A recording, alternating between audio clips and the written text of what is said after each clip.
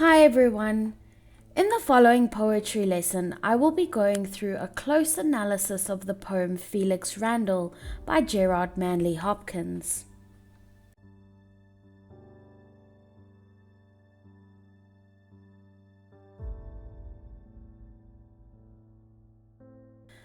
The following points are merely some background information to give us some understanding of the context in which this poem is written. Gerard Manley Hopkins was considered one of the greatest poets of the Victorian era. He was born in London into a religious family that loved art and literature. His parents were Anglican, but he later converted to Catholicism and became a Jesuit priest. A Jesuit priest would be a person who belongs to the Society of Jesus, a Roman Catholic order of priests. As we will see in this poem, his poetry reflects his commitment to religion, his love of nature, and his melancholic or deep reflections on life's difficulties. Gerard Manley Hopkins died in Ireland at the age of 45 after contracting typhoid. Let us take a moment to read through the poem. Felix Randall the farrier, oh is he dead then? My duty all ended, who have watched this mould of man, big-boned and hardy handsome, pining, till time when reason rambled in it, and some fatal four disorders fleshed there, all contended. Sickness broke him. Impatient he cursed at first, but mended being anointed and all.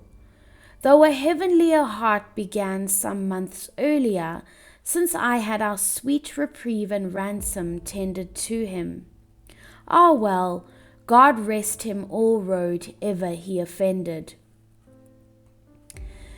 This seeing the sick endears them to us too it endears. My tongue had taught thee comfort, touch had quenched thy tears that touched my heart, child, Felix, poor Felix Randall. How far from then forethought of all thy more boisterous years, when thou at the random grim forge, powerful amidst peers, didst fettle for the great grey dray horse his bright and battering sandal. The following is a brief summary of the subject matter of this poem. The speaker in the poem hears about the death of a man named Felix Randall. Felix Randall was a farrier. A farrier is a term used for a person who molds or shapes metal to form horseshoes. The speaker explains in the poem how he gave Felix Randall spiritual guidance and counseling during the time of Felix Randall's final illness. The speaker recalls how Felix Randall, once so strong, has now wasted away physically, and how he has fought his sickness.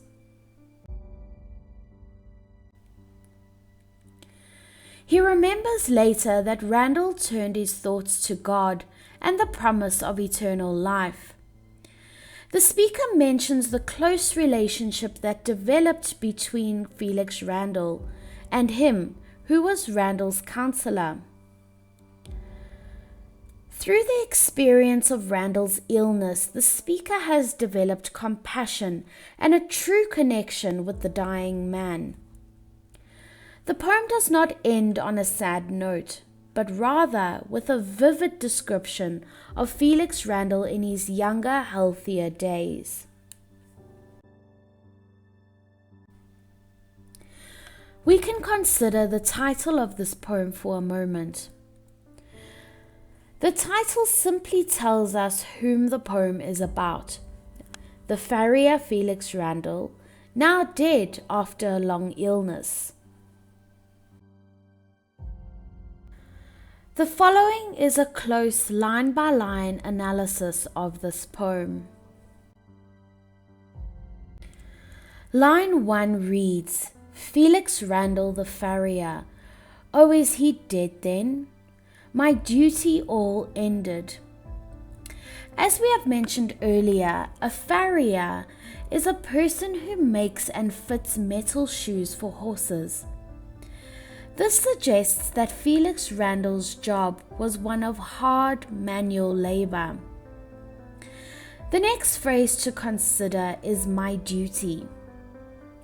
These words introduce us to the role the speaker played in Felix Randall the farrier's life.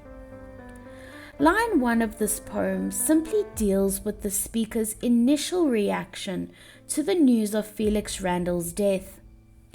The question, "Oh, is he dead then?"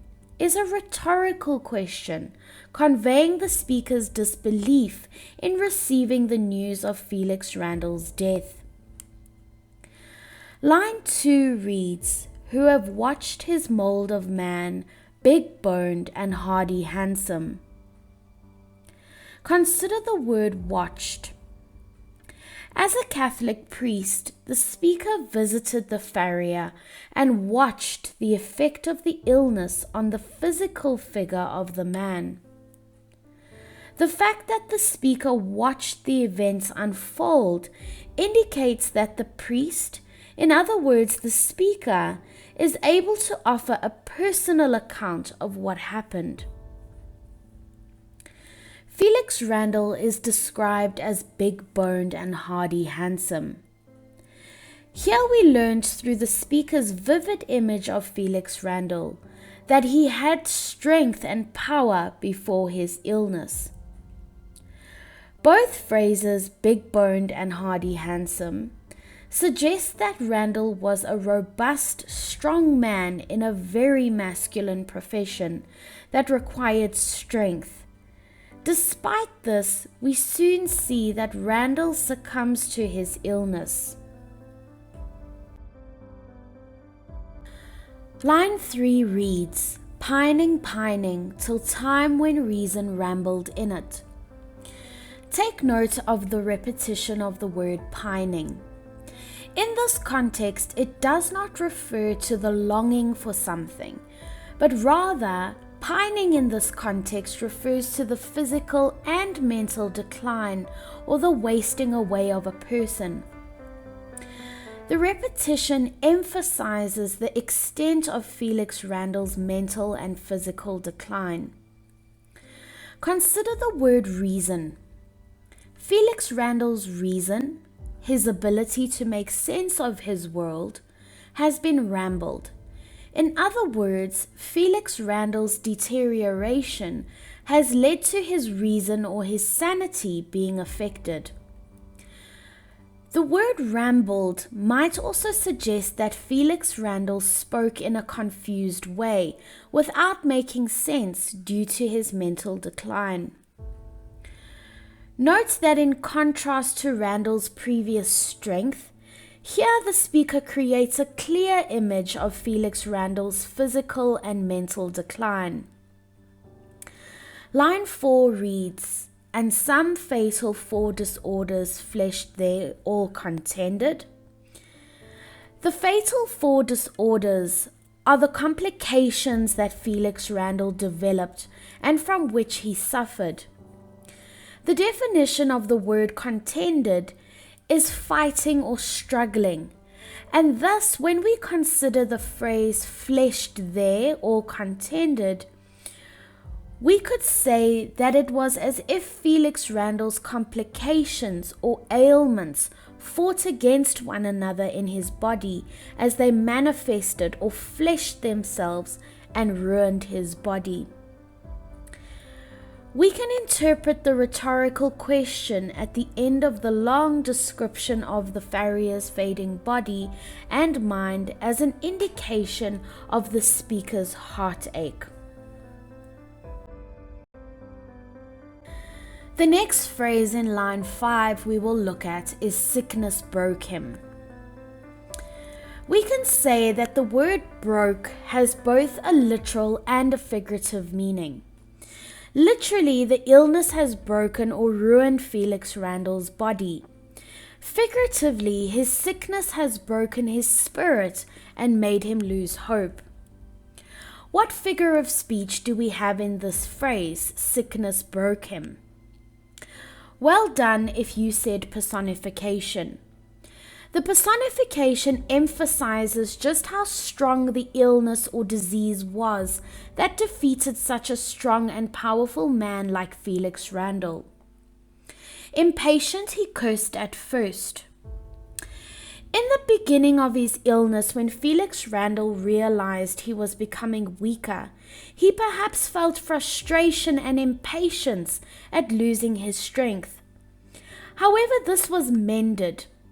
Felix Randall became more accepting of his fate that he was going to die. Felix Randall was upset and impatient at first, but his acceptance came in once he was being anointed and all. The phrase being anointed simply refers to the Catholic ritual during which a person who is in danger of dying is blessed or anointed with oil. In other words, Felix Randall was accepting of his fate of death once he was blessed with oil. The phrase "a heavenlier heart" refers to the idea that to ease the sadness, the speaker uses wonderful images of comfort and friendship that he, the priest, is able to give the sick man.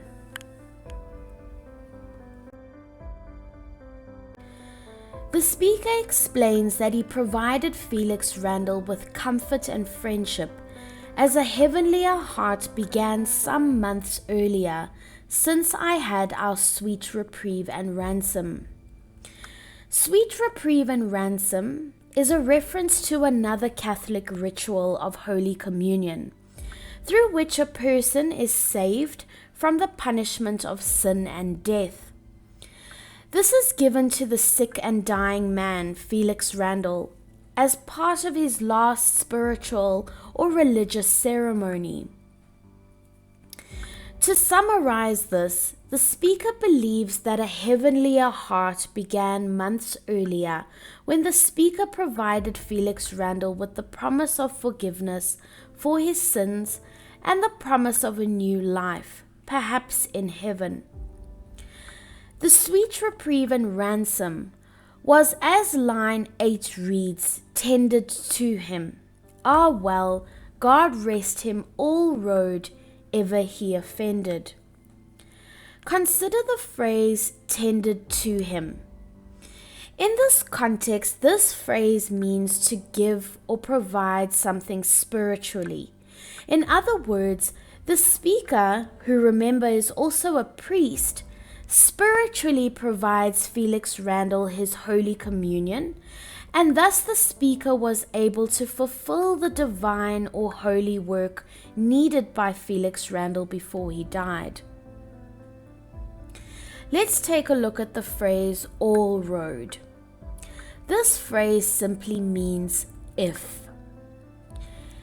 If we consider the entire phrase, it simply says there that the speaker pleads with God to forgive any sin the farrier committed, which allows Felix Randall to rest in peace. The use of all road implies that God must provide him with peace regardless of his offenses on earth. In simple terms, the speaker is hoping that God forgives Felix Randall for any sins he may have ever committed.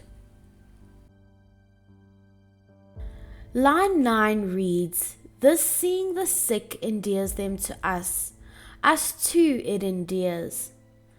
The phrase "seeing the sick endears them to us" makes reference to the visits the speaker made to Felix Randall during Randall's illness, and the speaker says here that these visits have made him develop a fondness and affection or a sense of compassion to people who are ill.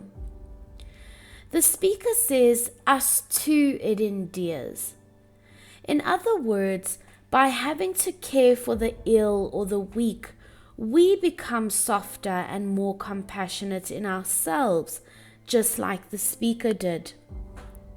In line 10, the speaker states, "My tongue had taught thee comfort, touch had quenched thy tears." The word tongue in this context merely refers to the speaker's words of comfort to Felix Randall. And the speaker's touch had quenched thy tears.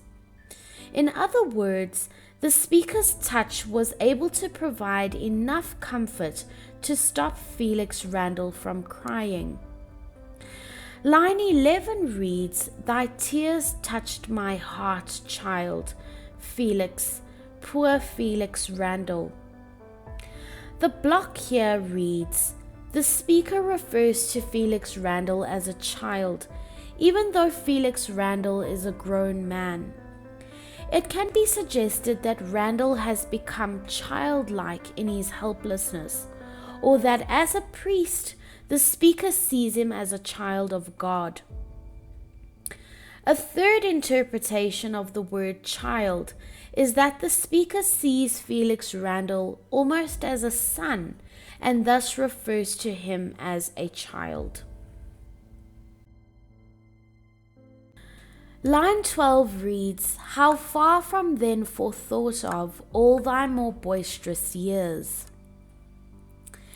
In this line, the speaker thinks about how far Felix Randall was in the weak and broken condition of his last days, from when he was younger and boisterous or full of energy. Line 13 reads, "When thou at the random grim forge, powerful amidst peers." The word random in this context refers to its old meaning, which is with great force or speed. The word grim here refers to doing something with force. Forge means to mold. A blacksmith or a farrier, like Felix Randall, would forge or shape metal by heating it and hammering it into shape. Let's put all of these words, random, grim, and forge, into simple terms. When Felix Randall was younger, he was able, with great speed and force, to forge or shape metal into horseshoes. Felix Randall is described as powerful amidst peers. Amidst means among, so he was powerful or admired amongst his peers or his friends. The image that we are left with here is of someone who was so energetic and strong and has now been reduced to a weak and broken man. A man who was powerful amidst his peers didst fettle for the great grey dray horse his bright and battering sandal. Here in line 14, the last line of the poem, Felix Randall did fettle or get something ready for the great grey dray horse. A dray horse is a horse that pulls a dray, which is a large wagon for transporting goods. The thing that Felix Randall was preparing for this dray horse was the horse's bright and battering sandal. The sandal here refers to the horseshoe, and of course, when a horse walks, it is as if the horse batters the ground as the horse moves. Notice the repetition of the A sound here in great grey dray horse. This would be an example of assonance. An interpretation of this is that this assonance emphasizes the large horses that Randall needed the strength to work with. During these moments of Felix Randall's life, we could assume that he was blissfully unaware of what lay in store for him. Notice that the last word of the poem is sandal, and this final word rhymes with Randall, thus linking the man's name, Felix Randall, with his profession of fitting horses' sandals or shoes. Lastly, the poem ends on an enormous note of admiration for Felix Randall. He used his physical power to create an item both strong and beautiful. The final line provides a fitting epitaph for the man who is the subject of the poem. We are left with a description of the blacksmith as he was in his healthy days. Let's take a look at how the poem is structured and in what form it has been written. The form of this poem is an Italian sonnet. If you had to look at the poem as a whole, in other words, where you can see all the lines in front of you at once, you will see that the poem is divided into an octave, which is made up by the first 8 lines of the poem. These 8 lines are divided into 2 stanzas of 4 lines each. The poem is then divided into a sestet, which simply means the last 6 lines of the poem. The last 6 lines of the poem are divided into 2 stanzas of 3 lines each. The poem follows a traditional rhyme scheme. This is made up of ABBA, ABBA, CCD, CCD. Remember that diction refers to the poet or the speaker's choice of words.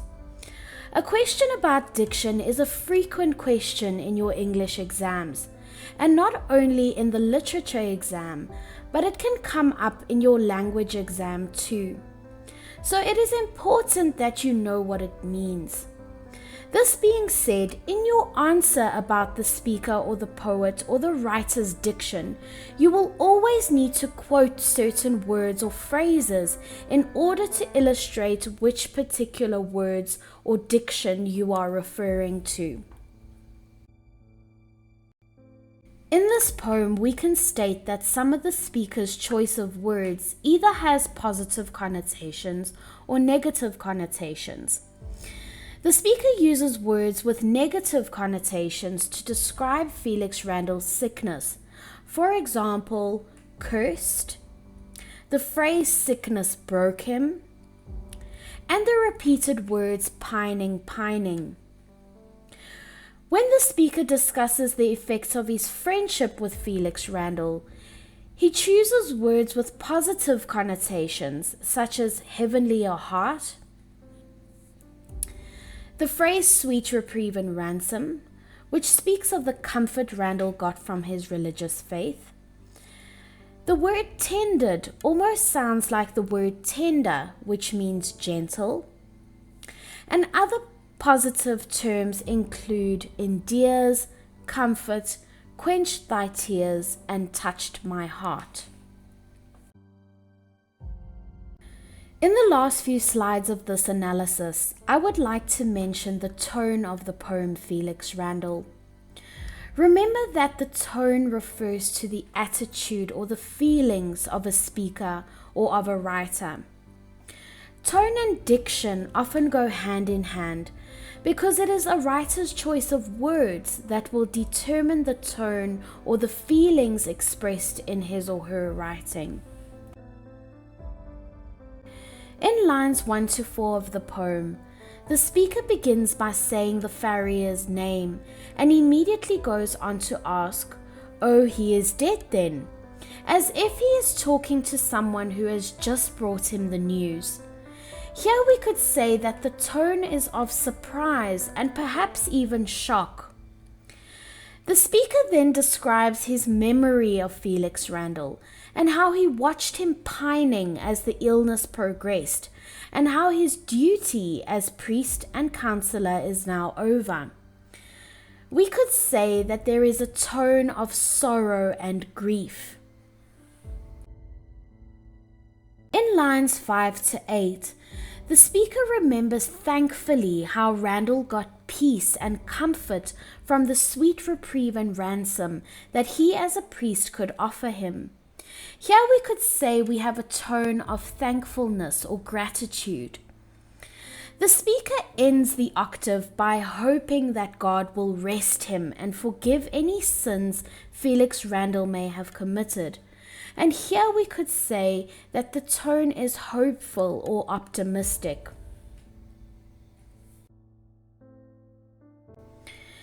In lines 9 to 11, the speaker thinks about how the process of caring for the sick can lead to an affectionate bond. Perhaps here we could say there is a nostalgic or a reminiscent tone.